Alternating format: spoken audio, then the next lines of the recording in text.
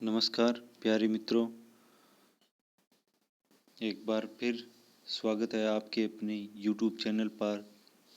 मित्रों, आज हम अंतरिक्ष खोज अध्याय नंबर 3 कक्षा 6 का पढ़ेंगे, सामाजिक विज्ञान का। तो पीछे हम 2 अध्याय पढ़ चुके हैं और अब ये तीसरा अध्याय अंतरिक्ष खोज मैं आपको पढ़ाना जा रहा हूँ। ध्यान से देखना, पूरे को ध्यान से पढ़ना है। और देखिए, स्टार्ट करता हूँ फिर मैं। अंतरिक्ष खोज। पिछले अध्याय में हम जान चुके हैं कि प्राचीन काल से ही मनुष्य ब्रह्मांड के बारे में जानने के लिए प्रयत्नशील रहा है। सभ्यता के प्रारंभिक काल में पृथ्वी से आकाश की गतिविधियों को देख पाना संभव नहीं था, किंतु लंबे समय तक इन आकाशीय पिंडों की गतिविधियों को देखकर प्राप्त निष्कर्षों की सहायता से मानव ने कई पुरानी मान्यताओं को गलत साबित कर दिया। खगोल शास्त्रियों ने विश्व के सामने नए सिद्धांत और परिकल्पनाएं पेश की हैं। अंतरिक्ष या खगोलीय खोज में भारत की प्राचीन सभ्यताओं सहित मेसोपोटामिया, मिस्र, चीन और यूनान का योगदान रहा है। मानव ने पुरातन काल से कई यंत्रों की सहायता से सौरमंडल, ग्रहों एवं तारों के बारे में जानकारी प्राप्त की है। रॉकेट की सहायता से कई अंतरिक्ष यान अंतरिक्ष में भेजे हैं। इन अध्याय में हम इन सभी के बारे में जानकारी प्राप्त करेंगे। तो देखिए आगे। अभी तक कोई ज़्यादा इम्पोर्टेंट बात आई नहीं है, मैं बता दूंगा। यदि इम्पोर्टेंट आएगी तो उसको ध्यान से देख लेना एक बार, हाँ। खगोल की प्राचीन विरासत। खगोलशास्त्र का प्रारंभ किस देश और किस काल से हुआ होगा, इस विषय पर विद्वान एकमत नहीं है। प्रारंभ में यह केवल निरीक्षणात्मक रहा होगा, लेकिन क्रमशः वैज्ञानिक स्वरूप पाकर वह वर्तमान का खगोलशास्त्र बन गया। इस विद्या का चरमोत्कर्ष मिस्र के पिरामिडों द्वारा लगभग ईसा पूर्व 2500 वर्ष से ही पहले स्थापित हुआ था। अभी तक के प्राप्त प्रमाणों के आधार पर ऐसा ज्ञात हुआ है कि पिरामिडों के निर्माण का संबंध तारों की दिशा और गति को जानने के लिए किया गया है। गीजा के महान पिरामिड का ध्रुव तारे की सीध में होना एक मत की पुष्टि करता है। तो यहाँ पर देखिए, ये ध्रुव तारा है और यहाँ पे पिरामिड बनाया गया है। मिस्र के पिरामिड एवं उसके ठीक शीर्ष पर स्थित ध्रुव तारा है। ये इस पिक्चर में दिखाया गया है, स्पष्ट तौर पे देख सकते हैं आप। पिरामिड की आकृति इस प्रकार से बनाई गई है ताकि ध्रुव तारे उसकी नोक पे रहे।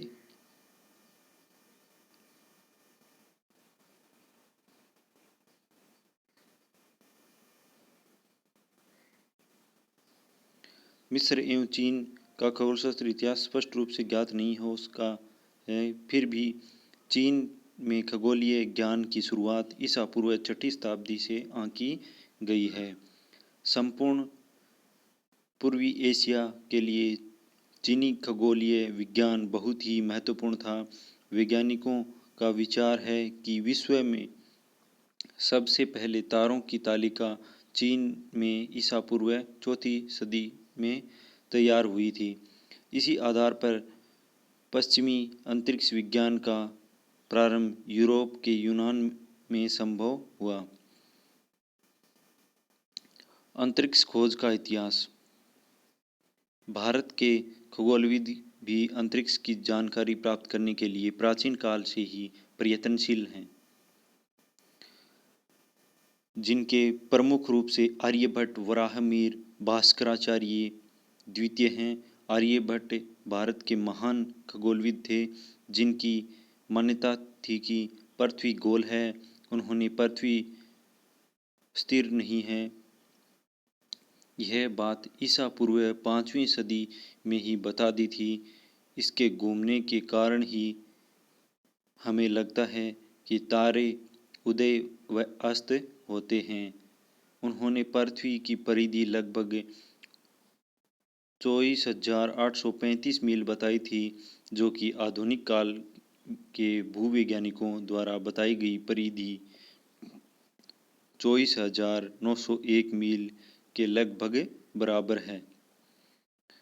उन्होंने चंद्र ग्रहण का कारण चंद्रमा पर पृथ्वी की छाया पड़ना बताया था, जो अटल सत्य है। भारत द्वारा अंतरिक्ष में भेजे गए प्रथम कृत्रिम उपग्रह का नाम भी आर्यभट्ट रखा गया है। तो ये यहाँ पे गौर करने वाली बात है कि भारत का प्रथम कृत्रिम उपग्रह है, उसका नाम आर्यभट्ट रखा गया है। आर्यभट्ट एक महान खगोलविद थे। ये बहुत ही महत्वपूर्ण है। चलो आगे देखते हैं। ये यहाँ पर 3 पिक्चर दिखाई गई हैं। एक आर्यभट्ट हैं, नंबर 2 पे इरास्टोनेस हैं और नंबर 3 पे भास्कराचार्य द्वितीय हैं। यूनान में भी ईसा पूर्व 4वीं सदी से अंतरिक्ष ज्ञान विज्ञान का विकास होने लगा। इसमें प्रमुख दार्शनिक प्लेटो, अरस्तु और टोलेमी थे। उस समय माना जाता था कि पृथ्वी केंद्र में है और सूर्य उसके चारों ओर वर्ताकार मार्ग में चक्कर लगाता है। यह धारणा 16वीं सदी तक बनी रही, जिसे कोपरनिकस ने गलत साबित किया। पृथ्वी की सही परिधि का आकलन इराटोस्थेनेस ने ईसा पूर्व 3री सदी में किया। भारत के प्रसिद्ध खगोल शास्त्रियों में भास्कराचार्य द्वितीय प्रसिद्ध हैं। उनका जन्म 1114 ईस्वी में हुआ था। इस विद्वान ने मात्र 36 वर्ष की आयु में सिद्धांत शिरोमणि नामक ग्रंथ की रचना की। तो यहाँ पर ये सिद्धांत शिरोमणि, ये आपको याद रखना है कि सिद्धांत शिरोमणि नामक ग्रंथ की रचना किसने की थी। तो यहाँ पर आएगा भास्कराचार्य द्वितीय ने 36 वर्ष की आयु में ही सिद्धांत शिरोमणि नामक ग्रंथ की रचना कर दी थी। ये महत्वपूर्ण है। उनका मानना था कि पृथ्वी गोलाकार है तथा अपने गुरुत्वाकर्षण के कारण सब चीज़ों को अपनी ओर खींचती है। इससे स्पष्ट है कि भारतीय खगोलशास्त्रियों ने पृथ्वी के गुरुत्वाकर्षण सिद्धांत, पृथ्वी के घूर्णन तथा परिक्रमण आदि का प्रतिपादन न्यूटन से कई सदियों पूर्व ही कर लिया था। भास्कराचार्य के ग्रंथों में अंकगणित, बीजगणित, ज्यामिति शास्त्र आदि का विस्तृत वर्णन है।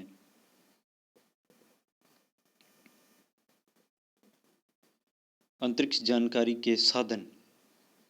अंतरिक्ष में जो वैज्ञानिक जानकारी प्राप्त करते हैं वो किन साधनों के माध्यम से प्राप्त की जाती है, उनके बारे में जानकारी दी गई है यहाँ पर। तो सबसे पहले हम पढ़ते हैं दूरबीन के बारे में। ईसा से 20वीं सदी तक खगोलशास्त्र आकाशीय पिंडों की गतिविधियों को समझाने वाला अवलोकन शास्त्र मात्र था। आधुनिक वेधशाला का प्रमुख यंत्र दूरबीन है, जिसकी सहायता से दूर स्थित वस्तुएं हमें पास में बड़ी दिखाई देती हैं। प्रथम दूरबीन का आविष्कार हॉलैंड, जिसे नीदरलैंड कहते हैं, के हैंस लिपरसी ने किया था। प्रथम दूरबीन का आविष्कार कहाँ पर हुआ था और किसने किया था, ये बहुत महत्वपूर्ण है यहाँ पर।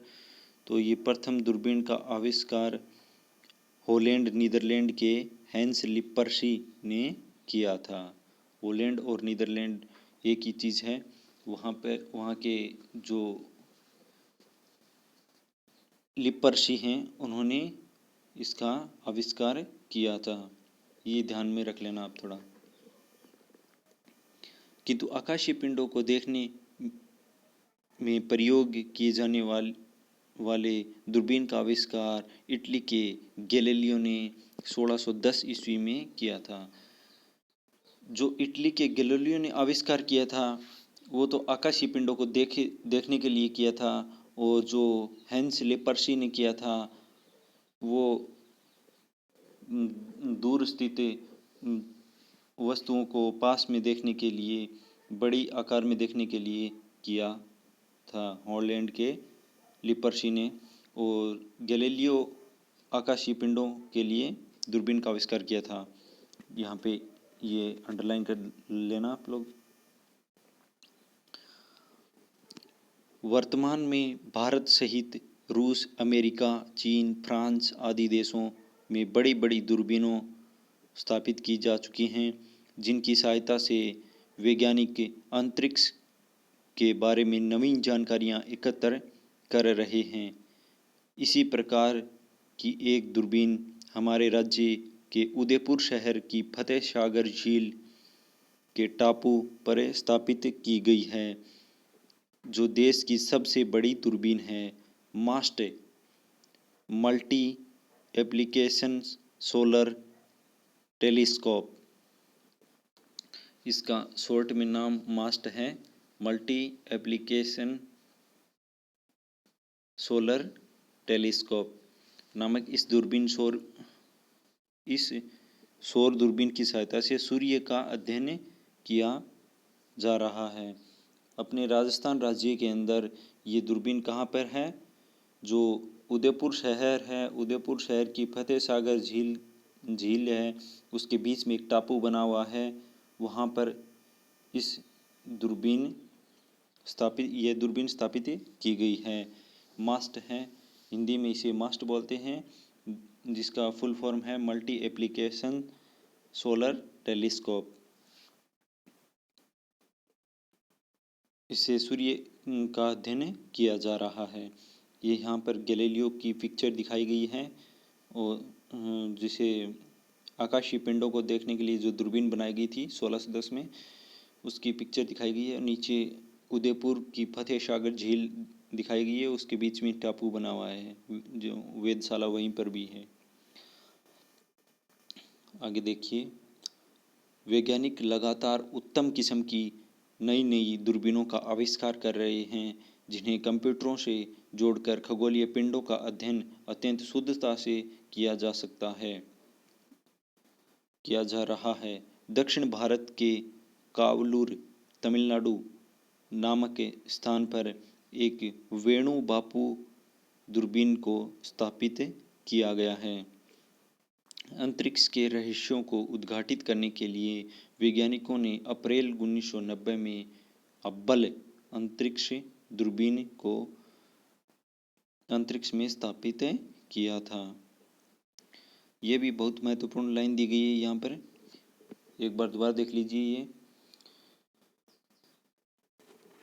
दक्षिणी भारत के कावलूर, जो तमिलनाडु में है, नामक स्थान पर एक वेणु बापू दूरबीन को स्थापित किया गया है। वेणु बापू नाम है दूरबीन का, उस दूरबीन को वहाँ पे स्थापित किया गया है। अंतरिक्ष के रहस्यों को उद्घाटित करने के लिए वैज्ञानिकों ने अप्रैल 1990 में हब्बल अंतरिक्ष दूरबीन को स्थापित किया गया है। अंतरिक्ष में दूरबीन को स्थापित किया गया है 1990 में हब्बल नामक को।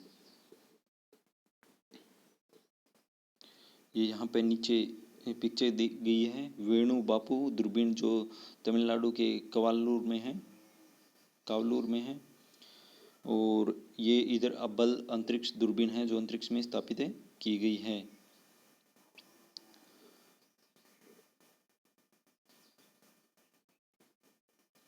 आगे देखिए,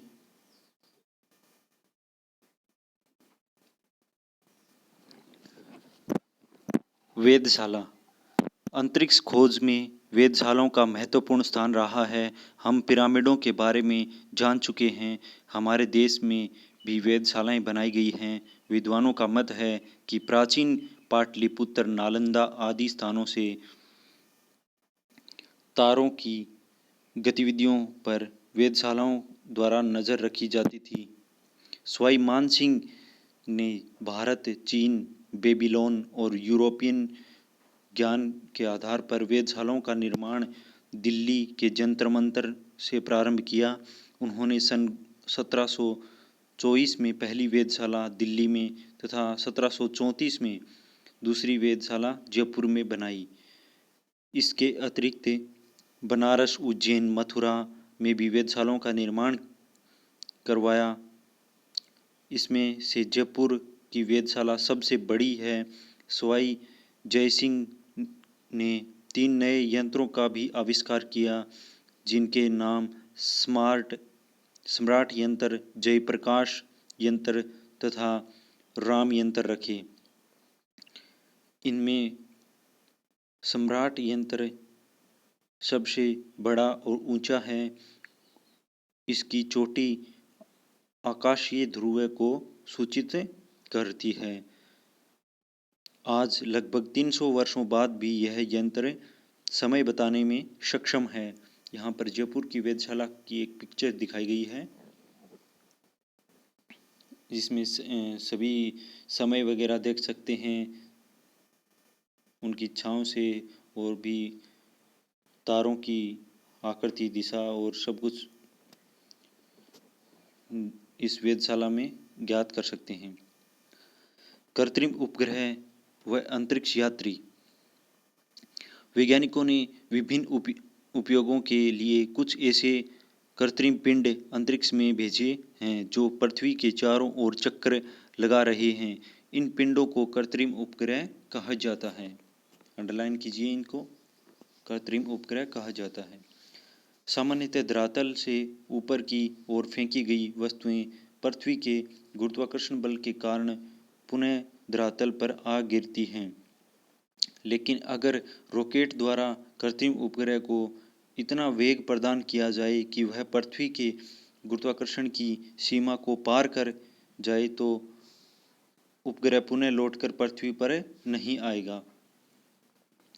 क्या आप जानते हैं पलायन वेग पृथ्वी के गुरुत्वाकर्षण से बाहर निकलने के लिए 11.2 किलोमीटर प्रति सेकंड की गति की आवश्यकता पड़ती है, जिसे पलायन वेग या एस्केप स्पीड कहा जाता है। अंडरलाइन कर लेना इसको। पलायन वेग और एस्केप वेग के बारे में पूछा जा सकता है आपसे।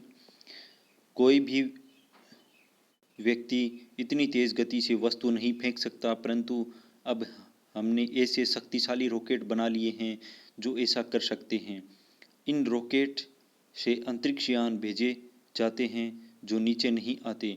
कृत्रिम उपग्रह को पृथ्वी की कक्षा में स्थापित करने के लिए दिए गए वेग को उपग्रह का प्रक्षेपण वेग कहते हैं। ये भी अंडरलाइन कीजिए, उपग्रह का प्रक्षेपण वेग। विभिन्न उपग्रहों की ऊंचाई लगभग 6400 किलोमीटर से 36,000 किलोमीटर तक होती है। ये दो बताए हैं मैंने। प्रक्षेपण वेग को भी अंडरलाइन कर लेना और पलायन वेग को भी पूछा जा सकता है।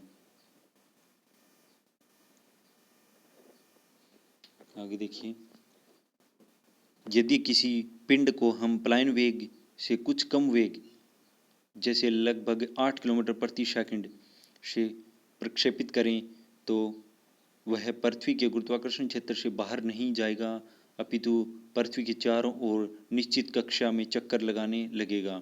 कृत्रिम उपग्रह मानव द्वारा बनाया एक मशीनी पिंड है जिसे रॉकेट की सहायता से पृथ्वी की कक्षा में पृथ्वी के गुरुत्वाकर्षण प्रभाव की सीमा के अंदर स्थापित किया जाता है। चूंकि मानव निर्मित उपग्रह पृथ्वी की परिक्रमा करता है, इसलिए यह कृत्रिम उपग्रह कहलाता है। कृत्रिम उपग्रह किसे कहते हैं, ये अंडरलाइन कीजिए ये पूरा। आगे देखिए, उपग्रहों द्वारा टेलीफोन, टेलीविज़न, रेडियो आदि की तरंगों का प्रसारण किया जाता है। ये उपग्रह जासूसी, मौसम एवं पृथ्वी संबंधी अन्य जानकारियां भी प्रदान करते हैं। कृत्रिम उपग्रह हमारे लिए बहुत उपयोगी हैं, इसलिए की सहायता से तूफान या बाढ़ जैसी प्राकृतिक आपदाओं की पूर्व जानकारी मिल जाती है, जिससे जान माल को सुरक्षित स्थानों पर पहुंचाकर उनकी सुरक्षा सुनिश्चित की जा सकती है। कृषि, वन और जल संसाधनों की व्यवस्था में भी कृत्रिम उपग्रहों द्वारा प्राप्त जानकारियां काफ़ी उपयोगी साबित हो रही हैं। आगे देखिए, विश्व का पहला उपग्रह 1957 में स्पुतनिक फर्स्ट तत्कालीन सोवियत संघ द्वारा अंतरिक्ष में रॉकेट के द्वारा पहुंचाया गया। ये अंडरलाइन कीजिए, विश्व का पहला उपग्रह 1957 में स्पुतनिक फर्स्ट, सोवियत संघ ने भेजा था इसको। आगे देखो, सोवियत संघ और अमेरिका के बीच तब अंतरिक्ष अनुसंधान को लेकर एक होड़ सी लग गई। सोवियत अंतरिक्ष कार्यक्रम के अंतर्गत पहले जीवित प्राणी को स्पुतनिक 2 में भेजा गया। स्पुतनिक 2 में जीवित प्राणी को भेजा गया। यह जीवित प्राणी लाइका नामक कुतिया थी। हालांकि यह प्रशिक्षण पूरी तरह से सफल नहीं रहा। स्पुतनिक 2 में जीवित प्राणी के रूप में किसको भेजा था? ये अंडरलाइन करो, लाइका नामक कुतिया को। आगे देखो, हालांकि यह प्रशिक्षण पूरी तरह से सफल नहीं रहा। 4 साल बाद 1961 में सोवियत संघ ने पहला मानव सफलतापूर्वक अंतरिक्ष में भेजा। यूरी गागरिन अंतरिक्ष यान वोस्तोक फर्स्ट में अंतरिक्ष की यात्रा करने वाले विश्व के पहले व्यक्ति बने। वोस्तोक फर्स्ट है, उसमें यूरी गागरिन को भेजा था सोवियत संघ ने सबसे पहले अंतरिक्ष में। आगे देखो, 1969 में अमेरिका ने दुनिया को तब चौंका दिया जब अपोलो 11 अंतरिक्ष यान से 3 यात्रियों को सफलता के साथ न सिर्फ अंतरिक्ष की सैर कराई, बल्कि 2 अंतरिक्ष यात्रियों को चंद्रमा की सतह पर भी उतारा। 1969 में अमेरिका ने अपोलो 11 में 3 अंतरिक्ष यात्रियों को भेजा था। उन अंतरिक्ष में भेजा था 3 को, और उसमें से 2 को चंद्रमा की सतह पर भी उतारा था। नील आर्मस्ट्रांग विश्व के पहले व्यक्ति बने जिसने चंद्रमा की सतह पर कदम रखा। ये नील आर्मस्ट्रांग की पिक्चर है, और इधर चंद्रमा की धरती पर नील आर्मस्ट्रांग को दिखाया गया है।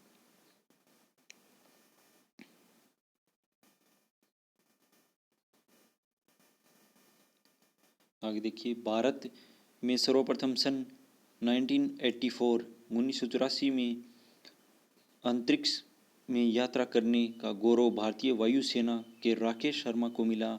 राकेश शर्मा ने सोयूट T11 यान में 2 अन्य सोवियत अंतरिक्ष यात्रियों के साथ न सिर्फ अंतरिक्ष की सैर की, बल्कि उन्होंने सोयूज 7 स्पेस स्टेशन में लगभग 8 दिन रहकर कई वैज्ञानिक परीक्षण भी किए। इनका जन्म 1949 में पंजाब राज्य के पटियाला में हुआ था। कल्पना चावला का जन्म हरियाणा राज्य के करनाल में सन 1961 ईस्वी में हुआ था। कल्पना चावला एक शोध वैज्ञानिक एवं प्रसिद्ध अंतरिक्ष यात्री थी। वे अंतरिक्ष में जाने वाली भारत में जन्मी पहली महिला व राकेश शर्मा के बाद दूसरी भारतीय महिला थी। कोलंबिया अंतरिक्ष यान से वापस लौटते समय सन 2003 को हुई दुर्घटना में अपने अन्य 6 सहयोगी सदस्यों के साथ उनकी मृत्यु हो गई। इसके अतिरिक्त भारतीय मूल की अमेरिकी नागरिक सुनीता विलियम्स अंतरिक्ष में सर्वाधिक समय बिताने वाली महिला है। ये दोनों, राकेश शर्मा और कल्पना चावला, ये दोनों ही पंजाब से बिलोंग करते हैं। आगे देखिए, आओ करके देखें। स्पुतनिक और अपोलो अंतरिक्ष मिशन के बारे में जानकारियाँ एकत्र कीजिए और कक्षा में शिक्षक एवं साथियों से चर्चा कीजिए। नंबर 2 है, आपका सबसे पसंदीदा अंतरिक्ष यात्री कौन है? उस पर संक्षिप्त आलेख लिखिए और कक्षा में पढ़कर सुनाइए। ये करके देख सकते हो आप लोग। भारतीय अंतरिक्ष अनुसंधान संगठन इसरो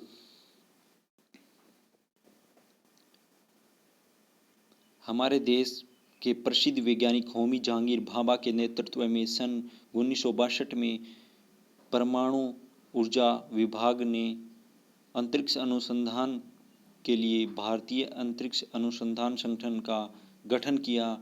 तब से लेकर अब तक भारत के अंतरिक्ष विज्ञान में महत्वपूर्ण प्रगति की है।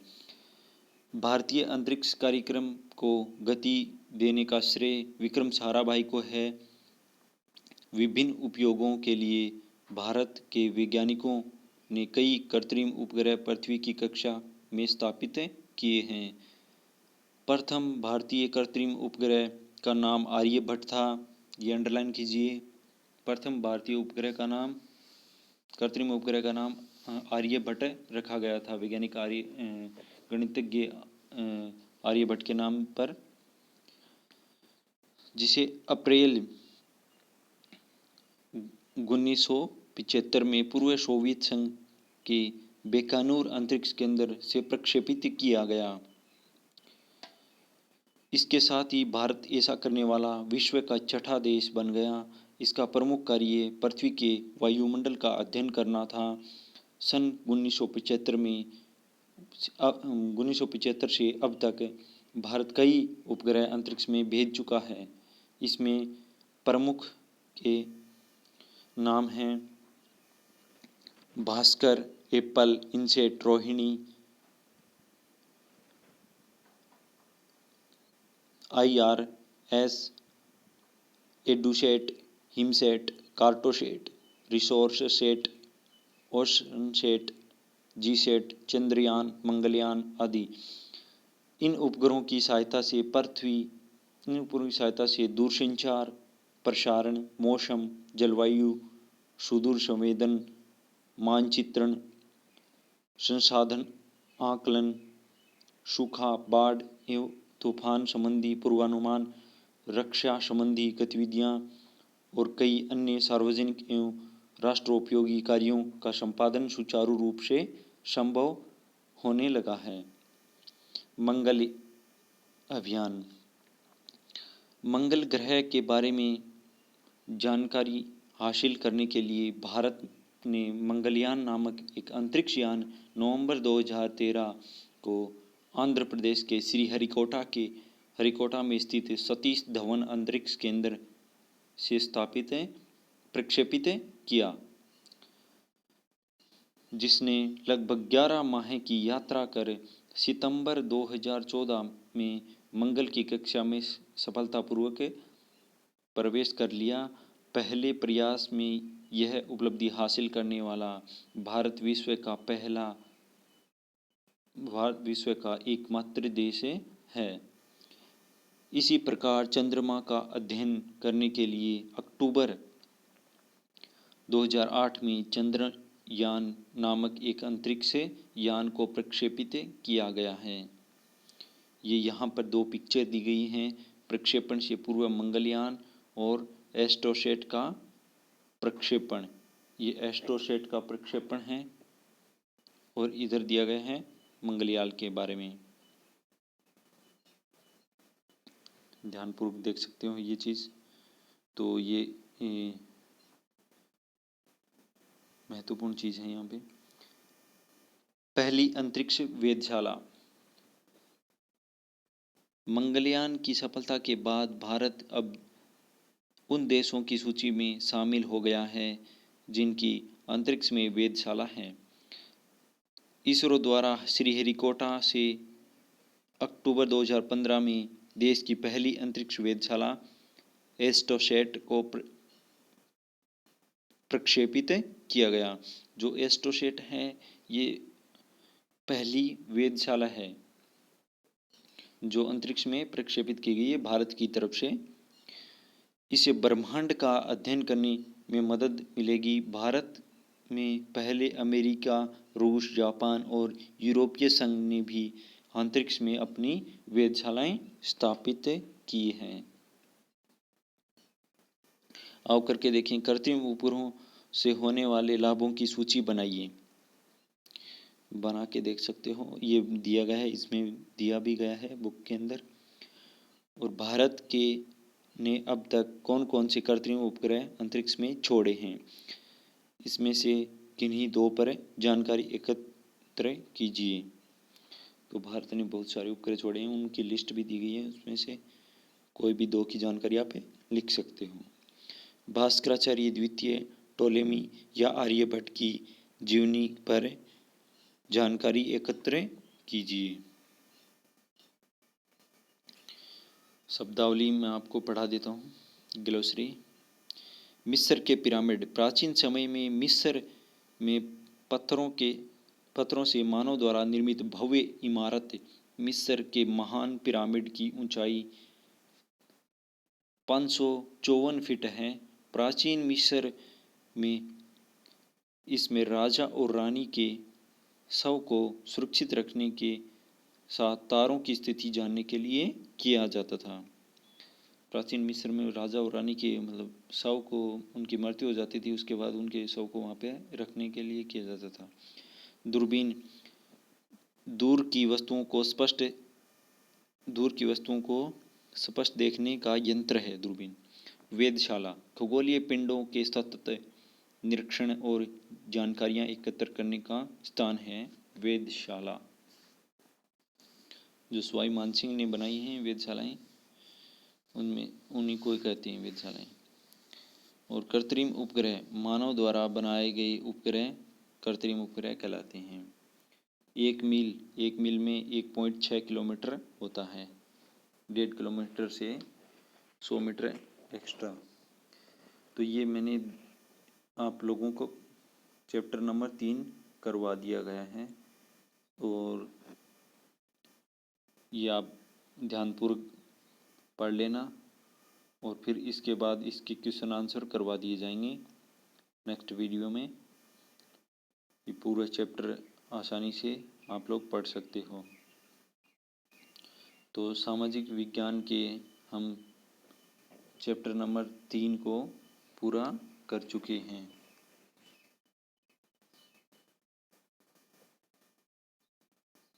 अंतरिक्ष खोज हमारा पूरा हुआ, अध्याय नंबर 3। अब इसके जो क्वेश्चन आंसर हैं वो मैं आपको कल करवा दूंगा, नेक्स्ट वीडियो में आपको उपलब्ध हो जाएंगे। तो धन्यवाद। जय हिंद, जय भारत।